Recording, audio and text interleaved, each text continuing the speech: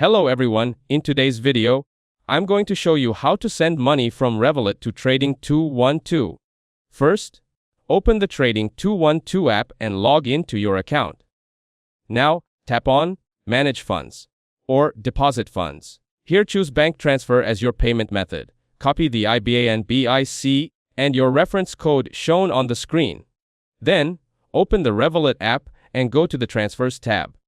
After that, tap Send via Bank Transfer and paste the Trading 212 details. Enter your Trading 212 account name and add your reference code in the message field. Type the amount you want to send and review all details carefully. Following that, tap Send Money to confirm the transfer. Wait for 1 to 2 business days for processing. Next, open your Trading 212 app and check your balance or transaction history. If funds do not appear, contact Trading 212 support with your transfer receipt. That's it. Thanks for watching. Don't forget to like and subscribe for more videos.